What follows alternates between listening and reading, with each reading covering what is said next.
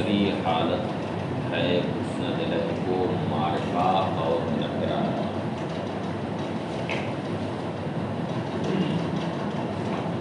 پہلی حالت تو اس کے ذکر و حذف سے متعلق تھی، اور یہ دوسری حالت مسند لہ کی تعریف و تنقیب سے متعلق، یعنی اسے معرفہ لانے کے کیا اسباب و عوامل ہیں اور نکرہ لانے کے کیا اسباب ہیں، تو ان کا بیان، اور چونکہ معرفہ لانے کی کئی صورتیں، مسند لہ کبھی ضمیر کے ذریعہ معرفہ لایا جاتا ہے، کبھی الف لام تعریف کے ذریعہ، کبھی اسم اشارہ کے ذریعہ، کبھی اضافت کے ذریعہ۔ اس طریقے سے بہت سی صورتیں اس کے معرفہ لانے کی۔ تو تعریف مسند لہ میں گویا خود کئی شاخیں، کئی قسمیں، تو ان میں پہلے اضمار کا ذکر ہو رہا ہے، یعنی مسند لہ کو ضمیر کے ذریعہ معرفہ لانے کے کیا اسباب ہوتے ہیں۔ تو فرماتے ہیں تعریف المسند الیہ بالاضمار، یعنی ضمیر کے ذریعہ مسند لہ کو معرفہ لانا۔ اما تعریفہ فبالاضمار، رہا مسند لہ کو معرفہ لانا تو یہ ضمیر لا کر کے بھی ہوتا ہے، اور اس کا اسم علم بھی ذکر کر کے معرفہ لایا جاتا ہے، کبھی موصولیت کے ذریعہ معرفہ لایا جاتا ہے۔ تو اب ضمیر کے ذریعہ جب اسے معرفہ لائیں تو کیا اس کے اسباب اور عوامل، تو فرماتے ہیں کہ لأن المقام للتکلم، یعنی مقام تکلم ہوتا ہے، یا مقام خطاب ہوتا ہے، یا مقام غیبت ہوتا ہے۔ تو اب سوائے ضمیر لانے کے کوئی اور چارہ وہاں پر نہیں ہوتا۔ جیسے آپ کو اپنے بارے میں یہ بتانا ہے کہ میں نے یہ کام کیا، اپنے بارے میں بتانا کہ میں نے یہ کام کیا، تو یہ مقام تکلم۔ اب ضمیر کے بجائے اگر آپ اپنا نام لے کر کے کہیں کہ فلاں نے یہ کام کیا، تو جو آدمی فلاں کو جانے گا کہ فلاں صاحب آپ ہی ہیں، وہی نہ جان پائے گا کہ آپ نے یہ کام کیا ہے۔ اور اگر یہ معلوم ہی نہیں کہ فلاں صاحب آپ ہی ہیں، وہ تو کسی اور کو بھی سمجھ سکتا ہے کہ حضرت صاحب ہو سکتا ہے کسی اور کو ذکر کر رہے ہیں۔ لیکن اگر آپ نے یہ کہا کہ میں نے یہ کام کیا تو یہ متعین ہو گیا کہ آپ ہی نے یہ کام کیا ہے، تو یہ مقام تکلم، اور اس کے لیے سوائے ضمیر متکلم لانے کے اور کوئی صورت نہیں، اس لیے وہاں پر ضمیر لائے گی۔ اب الخطاب یا مقام خطاب، یعنی مخاطب کی طرف کوئی بات منسوب کرنی ہے، تب وہاں پر ضمیر خطاب لائی جاتی ہے۔ اب الغیبہ، یا وہ مقام غیبت ہے جو وہاں ضمیر غیب لانے کی ضرورت ہے. تو جیسا مقام ہوتا ہے اسی اعتبار سے وہاں ضمیر کا تقاضا ہوتا ہے. وَأَصْلُ الْخِطَابِ أَنْ يَكُونَ لِمُعَيَّنٍ، اور خطاب کی اصل یہ ہے کہ خطاب کسی معین کے لیے مخاطب متعین ہونا چاہیے.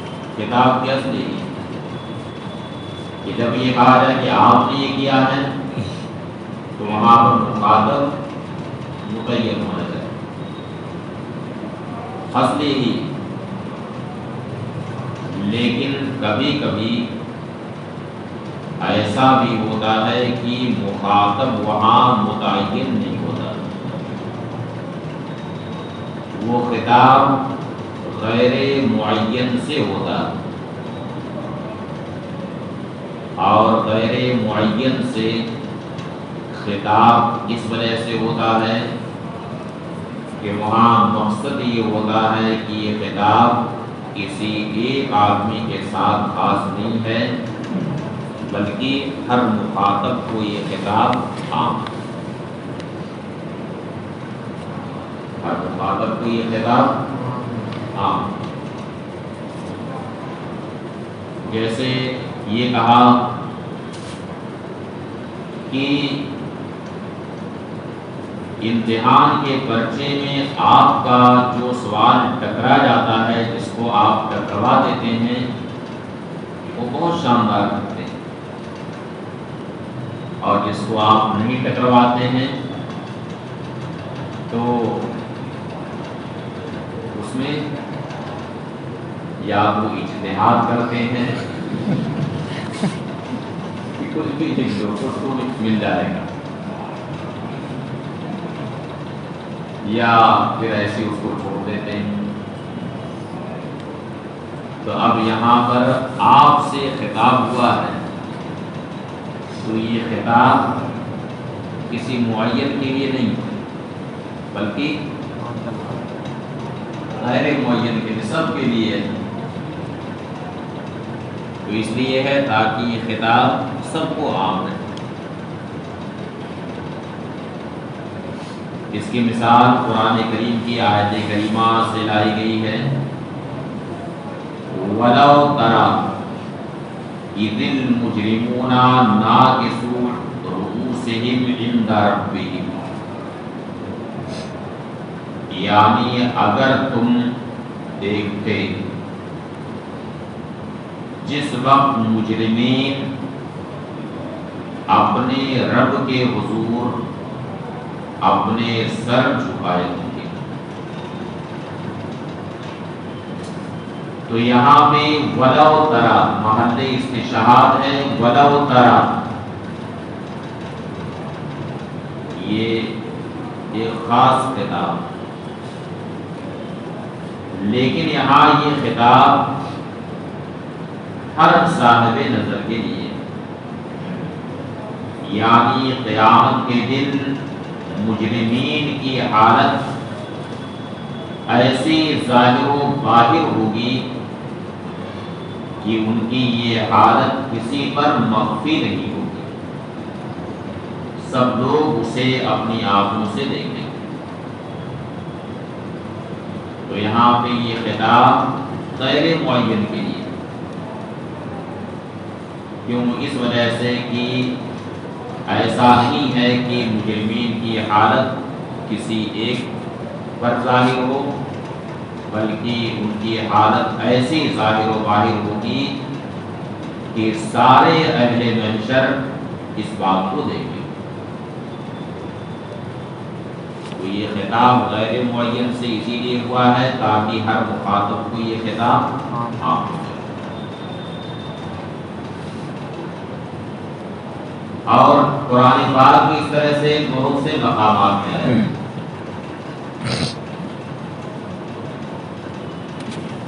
وَلَوْ أَشْرَكْتَ لَيَحْبَطَنَّ عَمَلُكَ، یعنی اگر تم نے شرک کیا تو سارے اعمال عقائد و برباد ہو جائیں. تو یہ خطاب سب کے لیے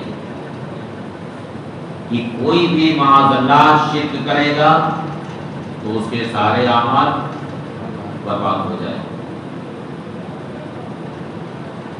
واصل خطاب یکون لمعین، اور خطاب کے اصل یہ ہے کہ معین کے لیے. وقد یترک الی غیرہ، اور کبھی کبھی غیر معین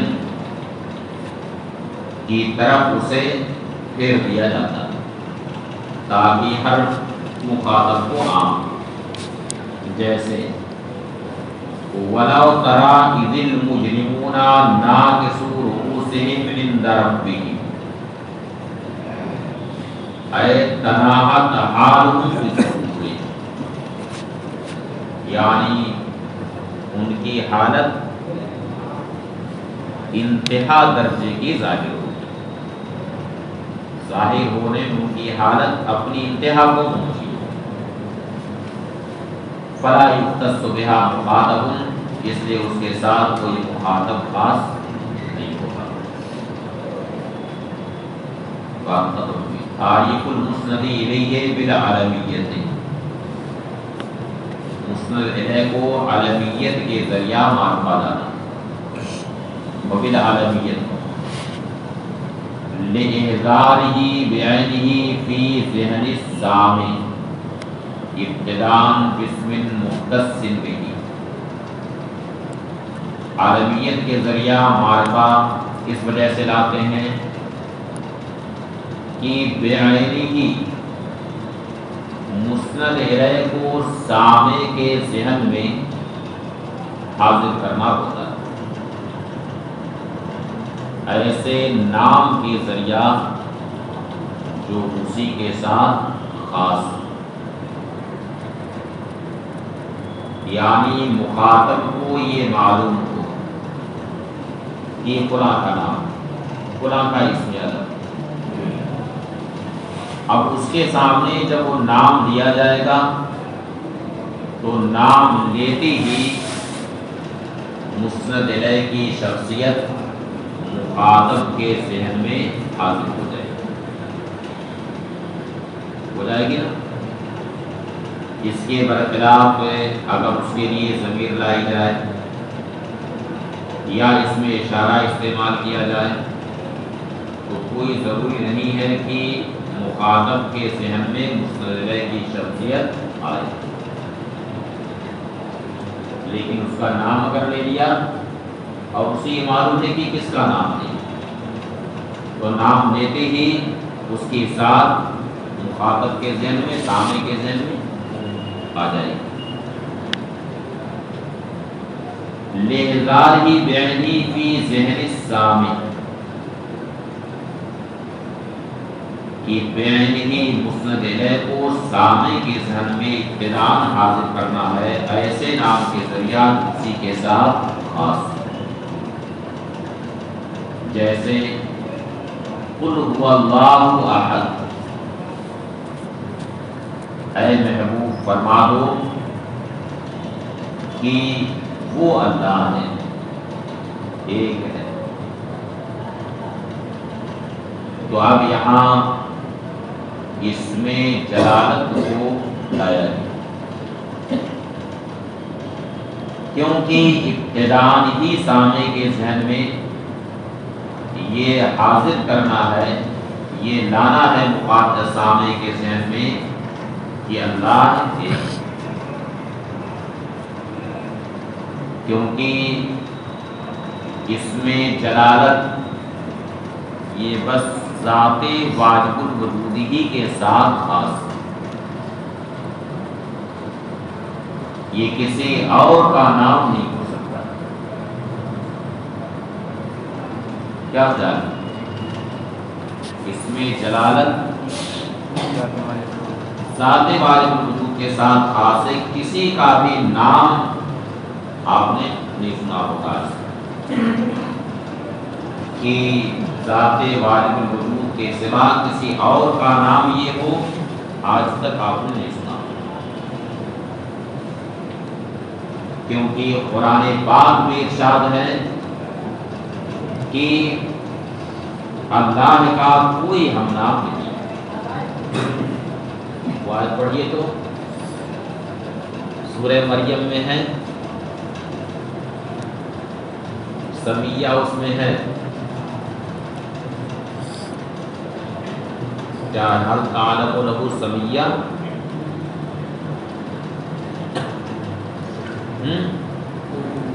کیا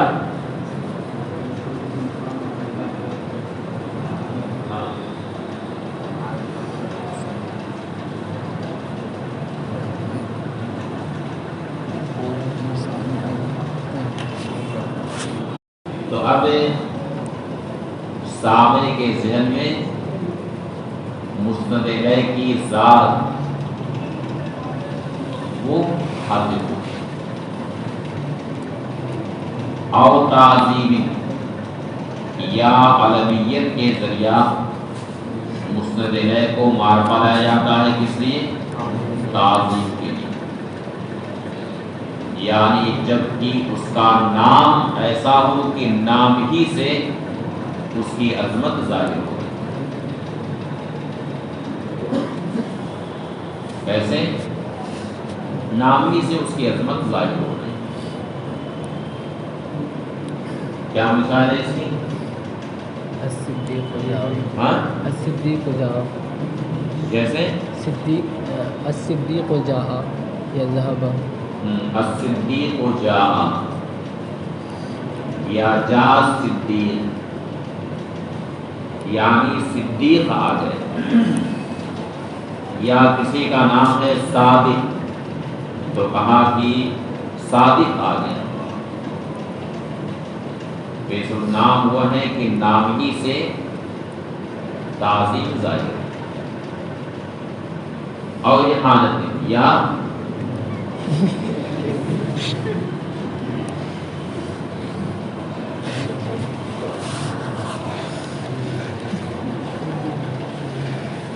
دیکھو اس موقع سے مختصر المعانی میں ایک مثال دی گئی.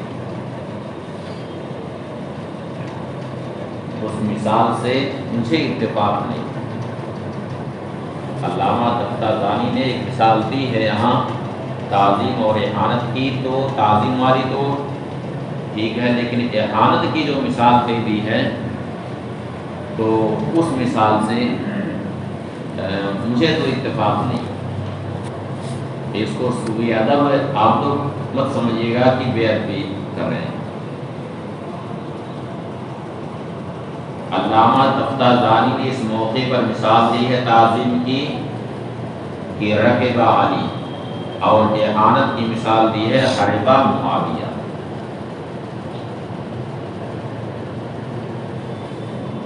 احانت کی مثال کیا دی ہے؟ حرب معاویہ. اس مثال سے آپ لوگوں کو اتفاق ہو سکتا ہے؟ اس لیے میں نے اپنا تو بتا دیا کہ میں اس سے بری ہوں، اس مثال سے مجھے اتفاق نہیں. اب آپ لوگ جانیے، آپ لوگوں کا کام جانے. میرا خیال ہے کہ آپ لوگوں کو اس مثال سے اتفاق نہیں ہوگا، کیونکہ سارے صحابہ قابل تعظیم ہیں. سارے صحابہ کرام کی تعظیم واجب ہے. کسی بھی صحابی رسول کی شان میں گستاخی کا کوئی لفظ لانا یہ بہت خطرناک ہے. اس لیے جو مثال دی ہے وہ مثال اس موقع پر درست نہیں ہے. کیا جائے بس اس کو کیا کہا جائے جو فرمایا گیا ہے کہ لکل سیف نبوہ کل جواد کبوہ، یعنی ہر تلوار تند ہو جاتی ہے اور ہر تیز رفتار گھوڑے کو ٹھوکر رکھتی ہے.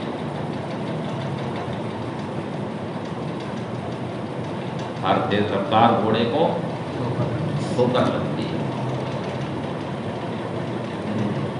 یعنی خطا ہو جاتی ہے. اس لیے آپ لوگ اس مثال کو مت دیجیے گا. ہاں کوئی بھی مثال آپ اپنی طرف سے بنا سکتے ہیں کہ کسی کا نام ہی ایسا ہو کہ جو احانت پر دلالت کرے. اب جیسے کسی کا نام بڈو ہے یا کسی چیز کا کنایا مقصود ہے، جیسے تبت یدا ابی لہب، تو ابو لہب اس سے کنایا ہے کس بات کا؟ اس کے جہنمی ہونے کا، کیونکہ ابو لہب کا مطلب آگ والا، تو اس سے کنایا ہے اس کے جہنمی ہونے کا. او ایہام استلزازی، یا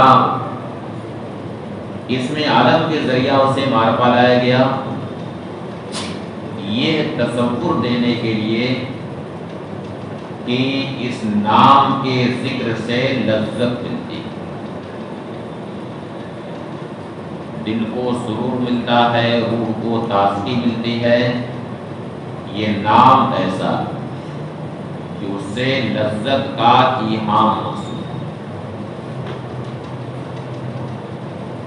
جیسے آدمی کو کسی سے محبت جب ہوتی ہے تو بار بار اس کا نام لیتا ہے. المرء اذا حب شیئا اکثر ذکرہ، آدمی جب کسی سے محبت کرتا ہے تو بار بار اس کا ذکر کرتا ہے. اب التبرک بہ، یا اس کے نام سے برکت حاصل کرنا مقصود ہے. اور نحو ذالک، یا اس کی طرح کوئی اور مقصد ہو.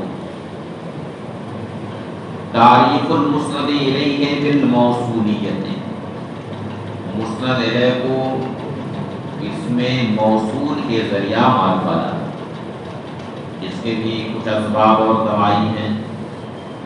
بالموصولیت، اور موصولیت کے ذریعہ اسے معرفہ لانا، تو اس کے بھی بہت سے اسباب ہیں. ان میں پہلا سبب ہے لعدم علم المخاطب بالاعتبار المختص به سوى الصلۃ،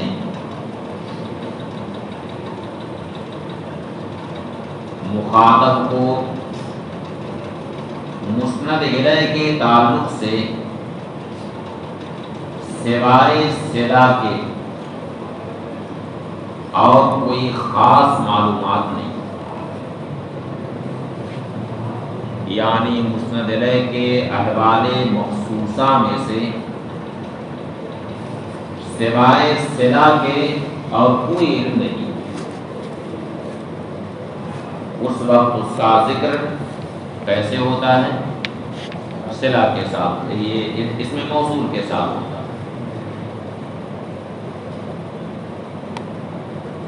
یعنی نہ تو نام معلوم ہے، نہ اس کی کوئی صفت معلوم ہے، بس وہی صلہ کا علم، تب اس میں موصول اس کے لیے لاتے ہیں.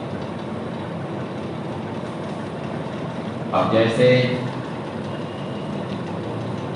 آپ کسی کے ساتھ سفر کر رہے تھے، مثلاً آپ کے بغل میں کوئی بیٹھا تھا، اس کا نہ تو نام آپ کو معلوم، نہ اس کے احوال مختصہ میں سے کسی حالت کا آپ کو علم ہو سکا. اب جب آپ اس سے جدا ہو گئے تو آپ کو یہ پتہ لگا کہ ہمارے پاس میں جو بیٹھے تھے وہ تو بہت بڑے عالم تھے. تو آپ نے کہا الذی کان معنا سے رجل عالم، یعنی کل جو ہمارے ساتھ تھے وہ ایک عالم آدمی. تو ان کے بارے میں سوائے اس کے کہ وہ آپ کے ساتھ میں تھے باقی اور کوئی علم نہیں. نہ تو ان کے نام کا آپ کو پتا، نہ ان کی کسی حالت کا پتا، بس یہی اتنا معلوم کہ وہ ہمارے ساتھ میں. تو آپ نے کہا کہ کل جو ہمارے ساتھ میں تھے وہ ایک آدمی ہے. لعدم علم المخاطب بالاحوال المختصة به سوى الصلہ، تو اس وجہ سے کہ مخاطب کو صلہ کے علاوہ اس کے احوال مختصہ میں کسی حالت کا علم نہ ہو، کا قولی کا جیسے کہ آپ کہیں الذی کان معنا، ہم سے رجل عالم، کل جو ہمارے ساتھ تھے وہ عالم آدمی، اور استحجاری تصریح بالاسم، یا یہ ہے کہ نام کی صراحت کرنا وہاں پر قبیح تصور کیا ہے، کہ نام کا ذکر کرنا یعنی نام لینا مناسب نام لینا مناسب نام۔ اب جیسے مجمع عام میں یہ بات کہی جائے کہ امتحان میں درجہ خامسہ میں جس کی چٹ پکڑی گئی، کئی صفحے پر مشتمل جس کی چٹ پکڑی گئی، اس کی کاپی منسوخ ہو گئی۔ اب یہاں اگر نام لیا جائے تو یہ حد کی عزت ہے کہ نہیں؟ کیا ہے نا حد کی عزت؟ عزت نفس سب کے پاس ہے، اب نام لے کر کے اگر بتایا جائے تو اس کی بے عزتی ہوگی کہ نہیں ہوگی نا؟ تو نام کا ذکر کرنا مناسب نہیں، اس لیے اس میں موصول کے ساتھ ذکر کیا گیا کہ جس کی چٹ پکڑی گئی اس کی کاپی منسوخ ہو۔ اور بھی بہت ساری مثال آپ نکال سکتے ہیں، تفریح کر سکتے ہیں۔ اور زیادتی تقریر، یا زیادت تقریر کے لیے یعنی کسی چیز کو مزید مخاطب کے ذہن میں ثابت کرنا مقصود، جیسے راودته التی ہوا فی بیتہا عن نفسی، یعنی جس کے گھر میں وہ تھا اس نے اپنی طرف کیا کیا؟ لبھایا۔ تو یہاں پر نام کا ذکر نہیں کیا۔ ایک تو یہ بھی ہے کہ اس میں ستر پوشی، نام نہیں لیا گیا، اس میں کیا ہوگی؟ ستر پوشی۔ اللہ تعالی ستار، اس کی شان ہے ستر پوشی، اور ساتھ ہی ساتھ یہاں زیادت تقریر بھی مقصود ہے کہ وہ اسی کے گھر میں تھے، تو التی ہوا فی بیتہا فرما کر کے زیادت تقریر بھی یہاں پر مقصود ہے، اس لیے یہاں اس میں علم کو نہیں لایا، کیونکہ اس میں علم اگر ذکر کیا جاتا تو یہ نہیں معلوم ہوتا کہ وہ کہاں پر تھے، اور یہاں یہ ظاہر ہو گیا کہ وہ کہاں تھے، اسی کے گھر میں۔ اب تفخیم، یا کسی چیز کی عظمت اور اس کی ہولناکی کو بتانا مقصود،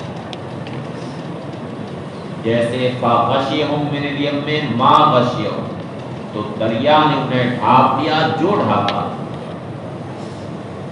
یہاں پہ ما غشیہم جو آیا ہے یہ واقعے کی ہولناکی بتانے کی۔ او تنبیہ المخاطب علی خطئ، یا اس میں موصول اس لیے لایا جاتا ہے کہ مخاطب کو خطا پر متنبہ کرنا مقصود ہوتا ہے، یہ بتانا ہوتا ہے کہ تم غلطی پر ہو. جیسے ان الذین ترون اخوانکم یشفی غلیلا صدورہم ان تسرعوا،